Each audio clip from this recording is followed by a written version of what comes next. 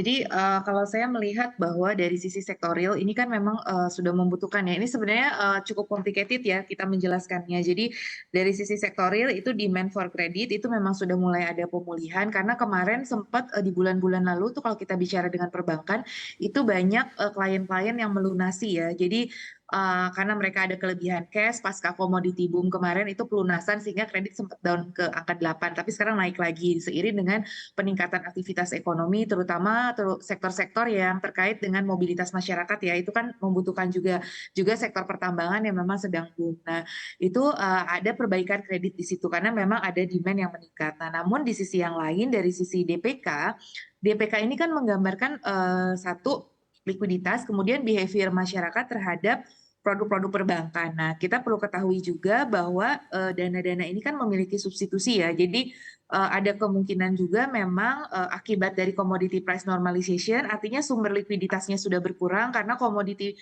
normalization kan sudah mulai terlihat ya. Nah, itu mempengaruhi simpanan atau likuiditas itu tadi ya, karena kalau kita lihat dari data M0, M1, M2 juga sejalan ya, ada perlambatan. Nah, itu seiring dengan memang kemungkinan besar dari sisi commodity price normalization gitu. Jadi makanya kenapa DPK-nya juga turun, tapi bisa juga ada kemungkinan lainnya bahwa penabung sendiri sedang mencari yields yang lebih tinggi ya, artinya ketika return dari, deposito ataupun tabungan itu tidak terlalu menarik dibandingkan dengan misalkan SBN ataupun produk-produk, non tabungan lainnya. Sehingga yang masyarakat bisa saja shifting ke, surat-surat berharga itu ya, yang memberikan yields lebih tinggi gitu. Karena itu tadi ya, mengharapkan yields yang lebih tinggi. Nah, itu bisa terjadi. Jadi berbagai faktor inilah kemudian yang, menyebabkan tapi sebetulnya itu adalah masih dalam taraf yang normal, dalam arti bahwa memang ada perubahan behavior dari masyarakat, mencari yield, terus kemudian ada impact dari commodity price normalization,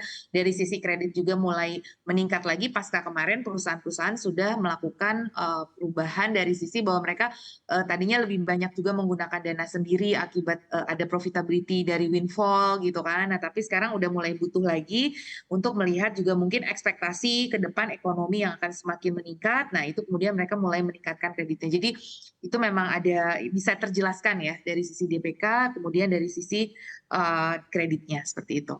Baik, bicara di tahun 2023 yang penuh ketidakpastian ini, di mana situasi global ini kan juga masih menjadi pertanyaan begitu. Banyak juga pihak yang memproyeksikan kalau kredit perbankan ini di kuartal 3 dan kuartal 4 ini akan melanda begitu. Tapi melihat reboundnya data kredit perbankan kemarin, apakah ini pertanda kalau memang proyeksi tersebut sudah tidak relevan lagi? Dan bagaimana dengan komoditas sendiri begitu? Kalau kita berkaca penghasilan dari komoditas, terutama ekspornya, ini kan terlihat dari batu bara sudah ada penurunan begitu. Apakah kita masih bisa mengharapkan hingga akhir tahun, Bu Telisa?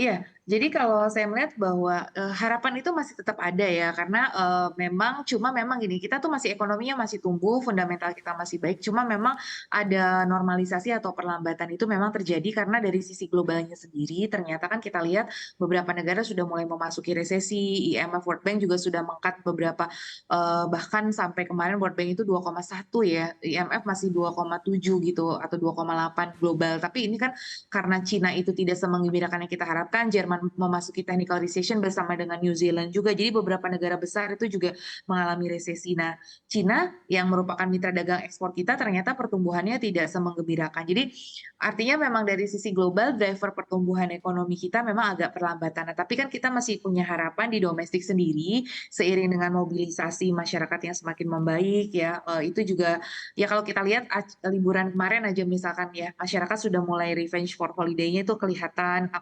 juga ya.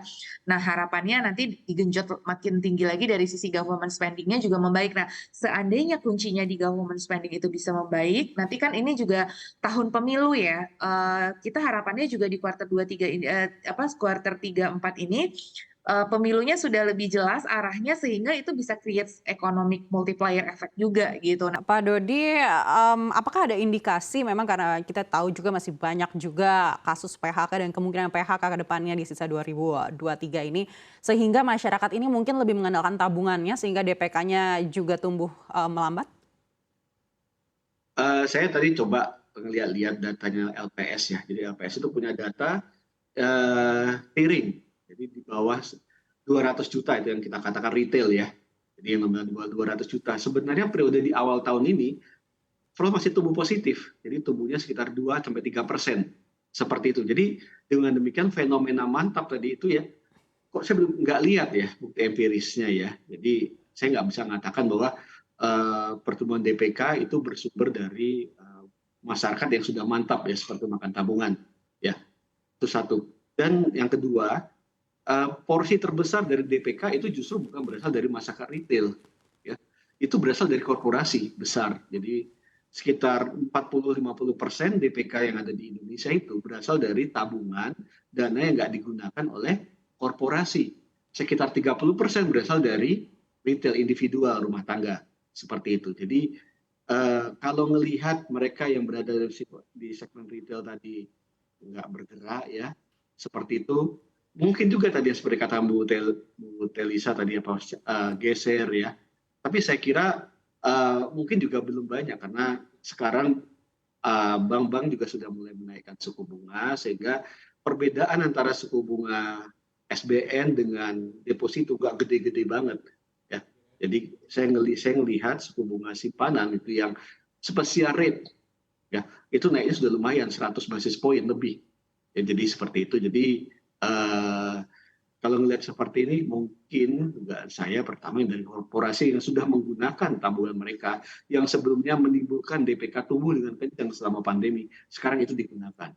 Dan itu kita belum balik lagi karena tadi kita kan masih mayoritas Indonesia ini masih dananya berasal dari ekspor komoditas yang tadi Bu Telisa mengatakan kita normalisasi nih harga komoditas sudah nggak lagi tinggi seperti setahun yang lalu, tapi sudah mulai turun lagi, sudah mulai mendekati normal kembali. Jadi ya windfall-nya sudah mulai hilang. Jadi dari mana datangnya dana itu?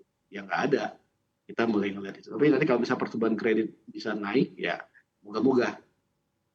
Baik,